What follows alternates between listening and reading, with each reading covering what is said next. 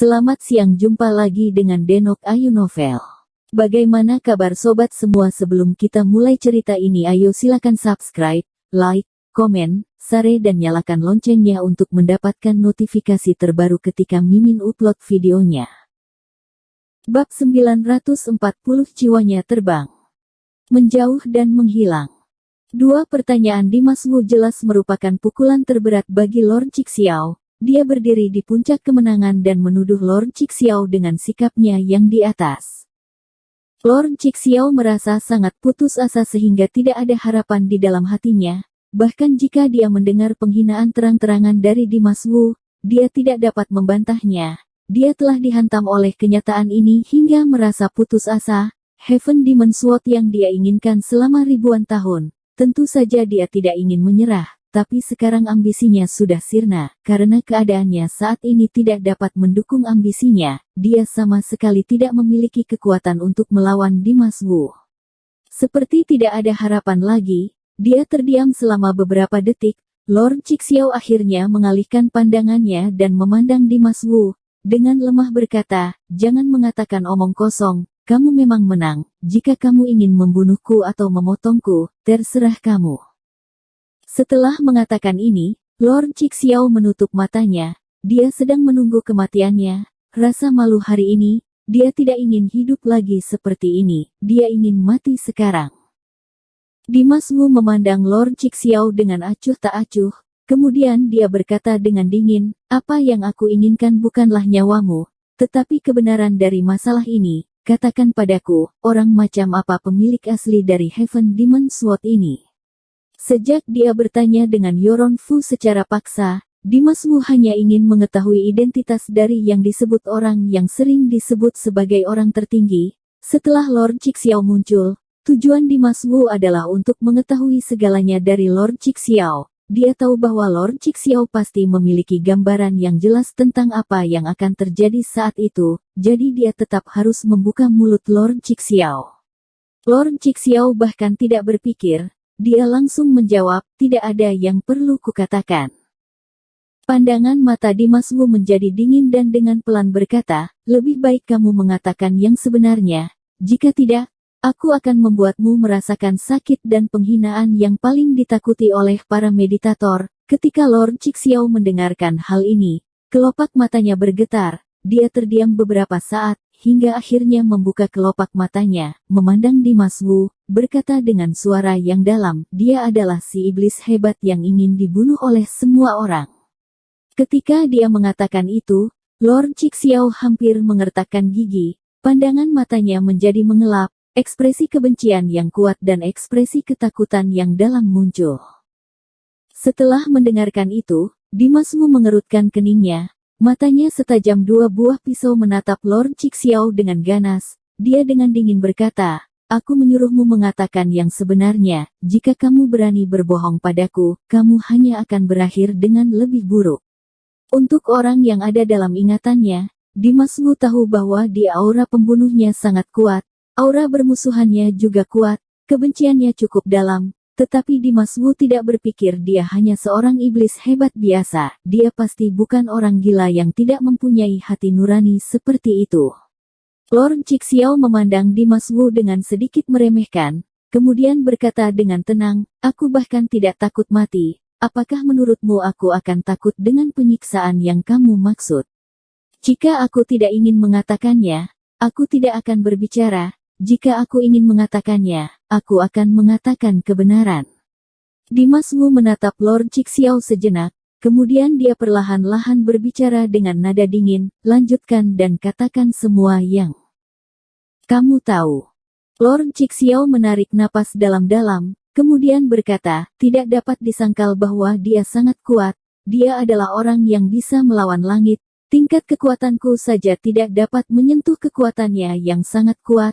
Oleh karena itu pemahamanku tentang dia sangat terbatas. Beberapa orang mengatakan bahwa dia adalah penguasa dunia ini dan beberapa orang mengatakan bahwa keberadaannya akan membawa dunia ini menuju kehancuran. Singkatnya, pada saat itu, dia adalah orang yang membuat orang lain merasa takut hanya mendengarkan kisahnya. Meskipun aku belum pernah berhubungan langsung dengannya, Tapi aku beruntung telah menyaksikan pertempuran terakhirnya di dunia ini. Sampai hari ini, aku sangat mengingat kejadian yang brutal di tengah kerumunan orang itu. Dia terlalu kuat, begitu kuat sehingga semua master di dunia ini harus bersatu untuk melawannya.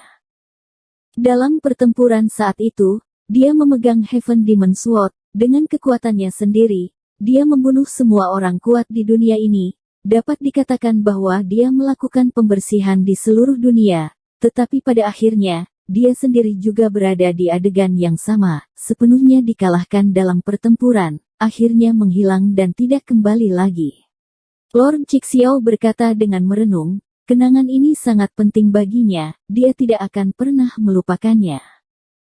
Setelah Dimas Wu mendengarkan kata-kata Lord Cixiao, tidak dapat dipungkiri hal itu membentuk gelonjak di hatinya. Dia harus mengakui bahwa kata-kata Lord Cixiao cocok dengan gambaran di benaknya. Iblis yang dilihatnya dan pemilik pedang ini adalah satu orang yang sama, menjadi musuh seluruh dunia. Dia bertarung dengan gila di tengah kerumunan, memicu badai darah dan membuat seluruh dunia bergetar. Dimas Wu tidak bisa menahan diri untuk tidak melihat Heaven Demon Sword di tangannya, terdapat berbagai emosi di matanya. Lord Cixiao melihat bahwa Dimas Wu tampaknya tenggelam dalam pikirannya. Dia tidak dapat menahan diri untuk tidak melanjutkan perkataannya.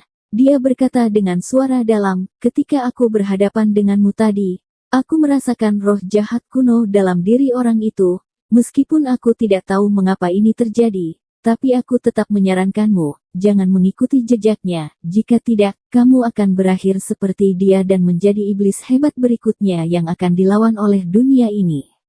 Lord Cixiao mengatakan ini dengan tulus, seolah-olah dia benar-benar bermaksud baik, membujuk Dimas Wu untuk tetap berada di jalur yang benar.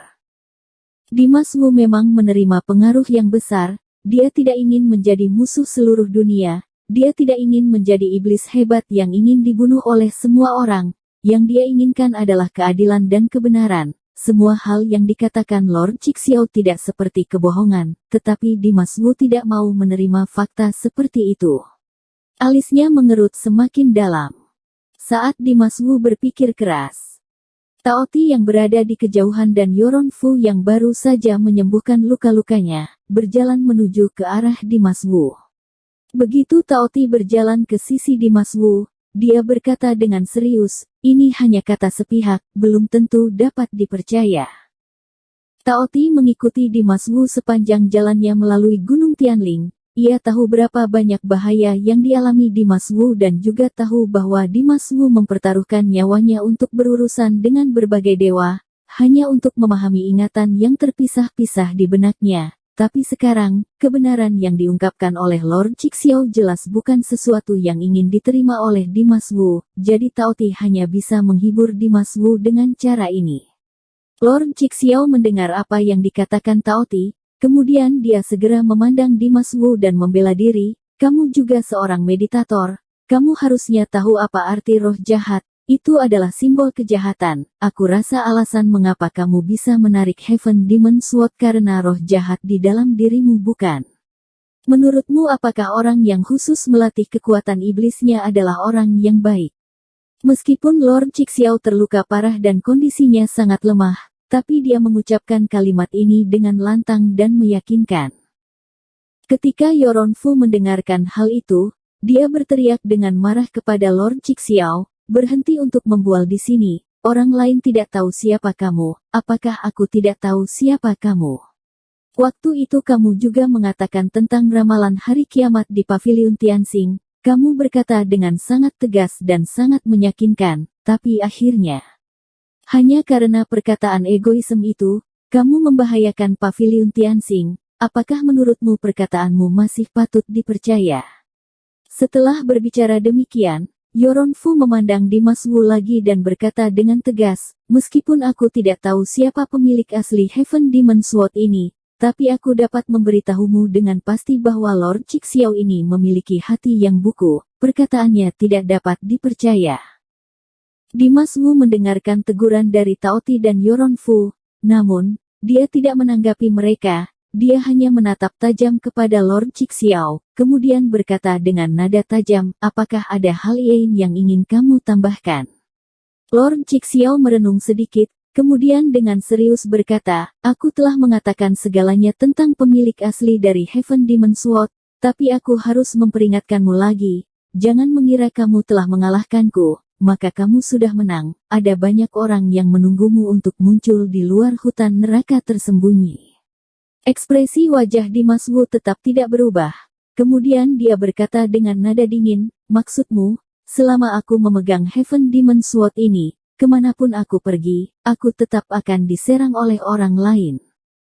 Dimas Wu teringat bahwa Lord Cixiao berkata sejak awal bahwa semenjak dia mengambil Heaven Demon Sword, itu berarti dia sudah mengambil jalan kematian, walaupun dirinya tidak melakukan apapun, dia tetap akan menjadi sasaran orang-orang. Mungkin seperti pemilik asli dari Heaven Demon Sword, dia menjadi musuh dunia ini hanya karena dia terlalu kuat. Lord Cixiao memandang Dimas Wu, kemudian berkata dengan kejam, Heaven Demon Sword muncul kembali.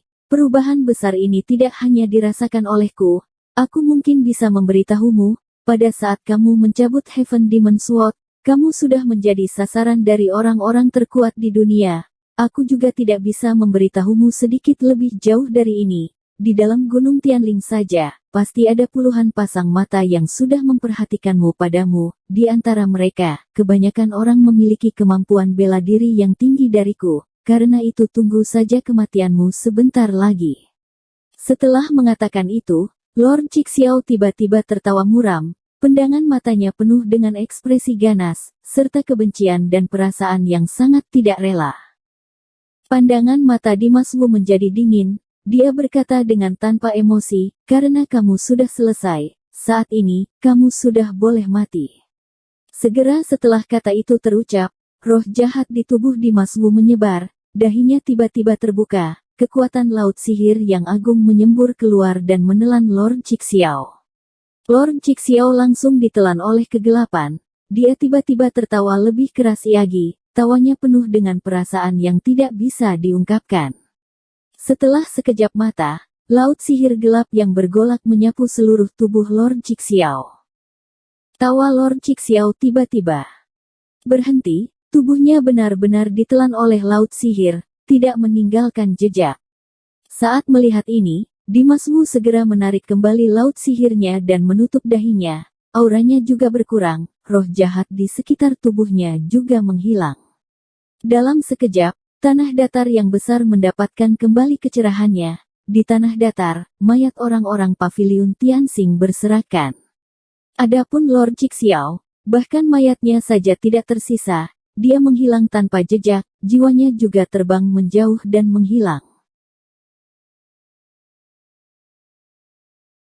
Bersambung. Terima kasih kepada kalian yang telah menonton video ini. Jangan lupa tekan tombol subscribe-nya dan nyalakan notifikasinya untuk mendapatkan video-video seru lainnya dari Denok Ayu Novel.